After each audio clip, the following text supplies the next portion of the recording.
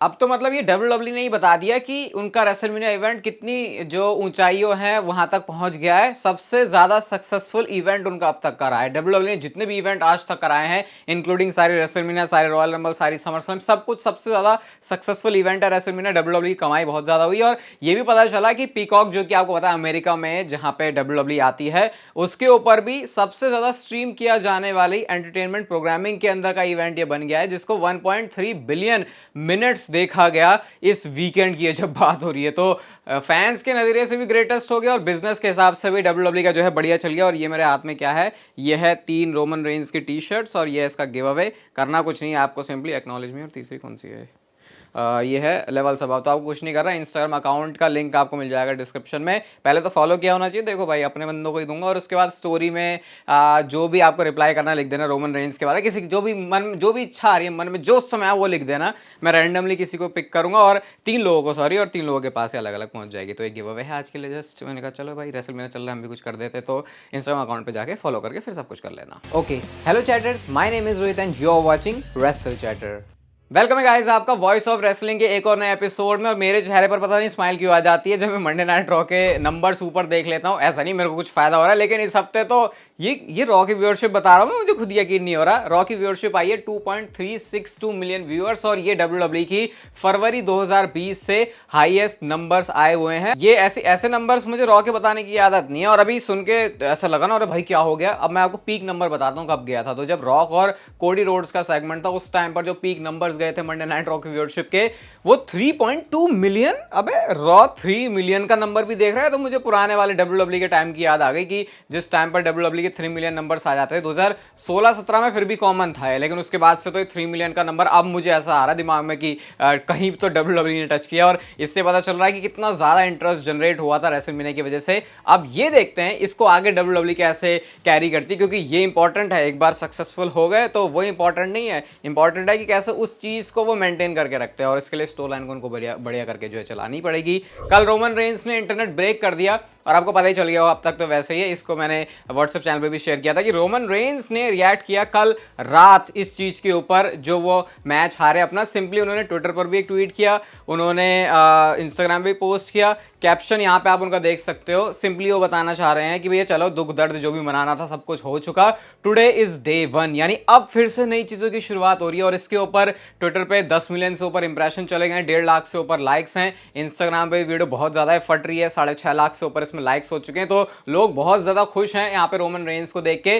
Rock ने इसके नीचे कमेंट किया है भाई, रॉक का कमेंट देखो आप, वो लिखते हैं I know that gym day 1 F yes. इसका मतलब क्यों, कुछ ऐसा बताना चाह रहे हैं कि जैसे कि अभी भी इनके बीच में बातें चल रही हैं, ये वो जिम है जिसको रॉक जानते हैं, शायद वो भी यहाँ पे विजिट करते हैं, फिर विजिट करके गए थे। पॉल हेमन ने भी कमेंट किया था, मुझे अब दिख नहीं रहा, उन्होंने लिखा था I acknowledge you my tribal chief. तो ट्राइबल चीफ की तरह तो ट्राइबल चीफ अभी रहेगा ही, ऐसा लग रहा है। और जो ये भी लग रहा था कि भाई रोमन रेंज अचानक से कहाँ गायब हो गए हैं, थोड़ा सा फैंस को देख के खुशी मिली है। अभी सवाल यही है कि रोमन रेंज का अब आगे नेक्स्ट क्या है। चैंपियनशिप हार गए तो कैसे चलेगा, डब्ल्यूडब्ल्यू की जो न्यू एरा है उसमें क्या हो रहा है, कोडी और रॉक की क्या स्टोरी लाइन। तो भाई पूरा 20 मिनट का डेडिकेटेड एपिसोड इसमें एक्सक्लूसिवली ऑन स्पॉटिफाई असली अखाड़ा आ चुका है। तो आप लोग डिस्क्रिप्शन जाकर उसको सुनना, मस्त भाई, 20 मिनट आपको मजा आएगा। बाकी वहां पे जाकर डिटेल में सुनोगे तो अभी यहाँ पे ज्यादा उसके बारे में बात करने का फायदा है नहीं। बट अभी ये देख के अच्छा लगा कि चलो रोमन रेंज भी दिख रहे हैं, तो ठीक है। अब थोड़ा सा फैंस को देख के अच्छा लगा। ये पॉल हेमन का हॉल ऑफ फेम में आपको पता है वो इंडक्ट हो चुके हैं और वो है हॉल ऑफ फेमर। तो ये डब्ल्यूडब्ल्यू का 27 मिलियन व्यूज लेके आया डिजिटल प्लेटफॉर्म के ऊपर,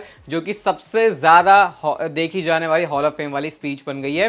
देखो पॉल हेमन के लिए बहुत अच्छा मूवमेंट था, बट पर्सनली मेरा जो फेवरेट है वो अंडरटेकर के हॉल ऑफ फेम में इंडक्ट होना है। और मैं आज तक कभी डब्ल्यूडब्ल्यू को देख के इमोशनल नहीं हुआ, लेकिन मेरे लिए वो सिर्फ एक ऐसा मूवमेंट है जो मुझे लगा था अरे यार अंडरटेकर मतलब हॉल ऑफ फेम में इंडक्ट हो रहे हैं। मतलब अंडरटेकर से पता नहीं, एक अलग ही कनेक्शन है वो बचपन वाला। तो मतलब ये नहीं कह रहा कि पॉल हेमन से बढ़िया था, पॉल हेमन भी भाई बहुत, वही ऐसे करेंगे हम तो आपको भी। पॉल हेमन की ये वाली हॉल ऑफ फेम की स्पीच में ये देख के तो मजा आएगी कैसे बंदे ने आराम से अपना टाइम लिया और सारी जो भी चीजें थी बोली। आज मेरे को बात करने का मौका मिला है अपने बारे में, तो चलो अब खुल के बात करूंगा। और लोगों ने भी इसको सोशल मीडिया पे बहुत ज्यादा पसंद किया। सेथ रॉलिंस की ये वाली फोटो भी बहुत ज्यादा जो है, फोटो नहीं सॉरी वीडियो फुटेज चल रही है, जहां पे आप देख सकते हो यार सेथ रॉलिंस को देख के ऐसा नहीं लग रहा है कि इस बंदे ने कितना कुछ कर दिया डब्ल्यूडब्ल्यू के लिए इस रेसलमेनिया में, बिना ये सोचे कि उसका कुछ हो रहा है या फिर नहीं। सेथ रॉलिंस और कोडी रोड्स ये मिल भी रहे हैं यहाँ पे कोडी रोड्स ये भी बोल रहे हैं सेथ को कि थैंक यू फॉर एवरीथिंग। और सेथ रॉलिंस ऐसे हो रहे हैं कि भाई बंदा चल भी नहीं पा रहा, तो इसके लिए तो डिजर्विंग है भाई, पूरा ब्रेक ले लो आराम से। अरे अरे हम तो कह रहे हैं भाई 2-3-4 महीने आराम से लेके आओ, अपना वैकेशन पे जाओ, बैगी के साथ घूमो फिरो, मजे करो, अपनी बच्ची के साथ भी करो, क्योंकि सेथ रॉलिंस से डिजर्व करते हैं जिस तरीके से उन्होंने पूरा अपने आप को इस रेसलमेनिया के लिए सैक्रिफाइस किया। और ये देख के भी अच्छा लगा कि चलो फैंस इस बात को एक्नॉलेज कर रहे हैं कि कैसे सेथ रॉलिंस ने भी अपनी पूरी कड़ी मेहनत दिखाई है और इसका रिवॉर्ड उनको मिल रहा है जब फैंस उनकी तारीफें कर रहे हैं। ब्रॉन स्ट्रोमैन के बारे में आप लोग मेरे से बहुत पूछ रहे थे, तो भाई उनके बारे में भी अपडेट देता हूँ आपको। ये अपनी इंस्टाग्राम की स्टोरी में उन्होंने खुद शेयर किया। और भाई ब्रॉन स्ट्रोमैन, आपने मेरी सुन ली क्या? मैं ब्रॉन स्ट्रोमैन के बारे में यही बोल रहा था कि यार ब्रॉन, तुम्हें इतना रिप्ड होने की, इतने डेफिनेशन लाने की जरूरत नहीं, थोड़ा सा बल्क करो, क्योंकि मसल के साथ थोड़ा फैट परसेंटेज भी हाई होता है तो फिर बंदा दिखता है ऐसे चौड़ा चौड़ा निकल के आ रहा है। तो अब इस फोटो में देख के तो ऐसे लग रहा है कि जैसे ब्रॉन स्ट्रोमैन ने थोड़ा सा बल्क किया है, जो बिल्कुल कट करके आ रहे थे वैसा नहीं कर रहे। और यही ब्रॉन स्ट्रोमैन की इंप्रेसिव फिजिक होती है, क्योंकि वो जितने चौड़े दिखेंगे उतना उनको देखने में मजा आएगा। ये नहीं कि डेफिनेशन कैसी लेके आ रहे हैं, क्योंकि बॉडी बिल्डिंग का स्टेज तो कोई है नहीं। अब देखते हैं ब्रॉन स्ट्रोमैन को कब तक डब्ल्यूडब्ल्यूई लेके आ रही है, क्योंकि अभी तो उनका रिकवरी वाला प्रोसेस हम सुन रहे थे चल रहा है। अब तो शायद वो क्लियर हो जाने चाहिए अपने आने वाले कुछ टाइम में, क्योंकि रेसलमेनिया सीजन भी खत्म हो गया, इसके बाद नई स्टोरी लाइन शुरू होती है, तो शायद यहाँ से जो ब्रॉन स्ट्रोमैन है उनकी भी अगली स्टोरी लाइन शुरू हो सकती है। स्पीड वाला मूवमेंट आरकेओ खाने वाला कितना वायरल गया है तो मैंने आपको बताया था। अब रैंडी ओर्टन ने इसके बारे में जो पोस्ट करते हुए कैप्शन डाला वो देखो कितना इंटरेस्टिंग है। कल शायद मैंने बोला तो था कि रैंडी ओर्टन ने पोस्ट डाली, वो दिखाया नहीं मैंने, लेकिन ये देखो आप, I wish the kid a speedy recovery. और ये क्यों बोला उन्होंने, स्पीड है उनका नाम, तो वो स्पीडी रिकवरी करके बोल रहे हैं। और अब तो जो स्पीड है वो प्राइम के साथ पार्टनर्ड भी हो चुके हैं, लोगन पॉल और केएसआई के साथ, तो शायद उनकी और डब्ल्यूडब्ल्यूई में इन्वॉल्वमेंट हम एक्सपेक्ट कर सकते हैं, क्योंकि प्राइम तो अब डब्ल्यूडब्ल्यूई का वो भी आपको पता है जो है ड्रिंक बन चुकी है, तो शायद स्पीड की और इन्वॉल्वमेंट होगी। और मैं तो कह रहा हूं भाई स्पीड को भी साइन कर लो, क्योंकि ये बंदा इतना क्रेजी है, पता नहीं कौन कौन कहां से व्यूअरशिप लेके आ सकता है डब्ल्यूडब्ल्यूई की तरफ।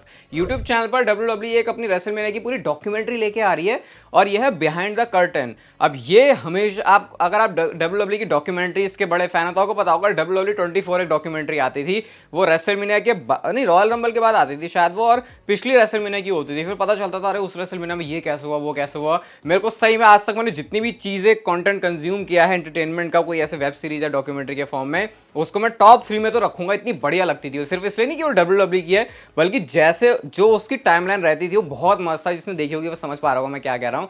तो ये डब्ल्यूडब्ल्यूई डॉक्यूमेंट्री फिर बिहाइंड द कर्टन ला रही है, थोड़ा थोड़ा सिमिलर हो सकता है उससे, मैं एक्सपेक्ट कर रहा हूँ। ऐसा भी नहीं कि बहुत ज्यादा, क्योंकि भाई यूट्यूब के लिए तो इतना भी मैं नहीं कह रहा डब्ल्यूडब्ल्यूई ने बहुत मेहनत की होगी, लेकिन कुछ तो आ रहा, कुछ बढ़िया सा आ रहा है ऐसा लग रहा है। अभी रोमन रेंस हार गए हैं, तो उसके बाद से ब्लड लाइन का क्या होगा ये भी एक बहुत बड़ा सवाल है। कहाँ में लोग ये सोच रहे थे कि रोमन रेंस हारेंगे उससे पहले ब्लड लाइन का एंड होगा, क्योंकि ब्लड लाइन का एंड होगा उसके बाद रोमन रेंस का एंड होगा, लेकिन रोमन रेंस की तो टाइटल लॉस हो गया, लेकिन ब्लड लाइन अभी भी वैसा ही है। इसके बारे में जेओ से कमेंट करते हैं कि जो ब्लड लाइन की स्टोरी है वो अभी भी बहुत दूर है खत्म होने से, कि अभी तो हम सिर्फ शुरुआत ही कर रहे हैं। तो क्लियर है यहाँ से भी ब्लड लाइन के और भी सारे चैप्टर्स खुलने वाले हैं। और bottom of the third inning tribal chief के रेन की बात तो नहीं हो रही है, लेकिन bottom of the third inning definitely blood line की स्टोरी की बात जरूर हो रही है, क्योंकि अभी जेकब फार्टू को भी डब्ल्यूडब्ल्यूई ने साइन किया है। तो अब देखते हैं जब रोमन रेंस चैंपियन नहीं है तो उस टाइम पर ब्लड लाइन के साथ डब्ल्यूडब्ल्यूई क्या करने वाली है। ये तो भाई बहुत ही ज्यादा ऐसे क्यूरियोसिटी हो रही है कि क्या करेगी डब्ल्यूडब्ल्यूई, क्या करने वाली है। रोमन रेंस तो चैंपियन है नहीं। ब्रॉन ब्रेकर की भी हमको एनएक्सटी से अपडेट मिली कि भाई आज वो बैरन कॉर्बिन के साथ जो है टैग टीम वाला मैच हार चुके हैं, और ऑफिशियली उन्होंने अपना जो फेयरवेल है, जो सेंड ऑफ है उनको मिल चुका है, और अब वो सीधा मेन रोस्टर के ऊपर आने वाले हैं। तो ब्रॉन ब्रेकर का अब जो सारा जलवा है वो मेन रोस्टर पर स्मैकडाउन के ऊपर होने वाला है। और मेरे को बोलने की भी जरूरत नहीं है भाई, ट्रिपल एच कितना अच्छा काम कर रहे हैं इसके लिए। और ब्रॉन ब्रेकर डेफिनेटली आने वाले एक साल में कुछ नेक्स्ट लेवल पे ही जाने वाले हैं, ऐसी फीलिंग आ रही है। ऊपर से अपना जो वो लिखते हैं स्लोगन बेस्ट स्पीयर है मेरा, वो भी उनको थोड़ा सा ज्यादा अटेंशन दिलवाने में और भी ज्यादा मदद करता है। अभी डब्ल्यूडब्ल्यूई के अंदर लॉन्गेस्ट एक्टिव टाइटल रेन किसका चल रहा है अभी तक इस लिस्ट में तो हम बात ही नहीं करते थे, रोमन रेंस ही थे। गुंथर को भी कोई नहीं पूछता था, क्योंकि उनका भी रोमन के कंपैरिजन में आधा ही था। लेकिन अब रिया रिप्ली वो सुपरस्टार हैं जिनका सबसे बड़ा रेन है, और ये बड़ा रेन सिर्फ 374 डेज का ही है। अब बोलने में बस लग रहा है 374, लेकिन एक साल से ज्यादा होता है, और ये इसलिए छोटा लग रहा है क्योंकि रोमन रेंस का भाई कहाँ 1300 दिनों का जो रेन है वो चल रहा था। तो अभी फिलहाल एक्टिवली जिसका सबसे लंबा टाइटल रेन है डब्ल्यूडब्ल्यूई के अंदर वो सुपरस्टार रिया रिप्ली है। डब्ल्यूडब्ल्यूई की वेबसाइट के ऊपर जो कोडी रोड्स का रेंडर है वो ये वाला है, जहां पे उनके पास पे चैंपियनशिप थमा दी है। और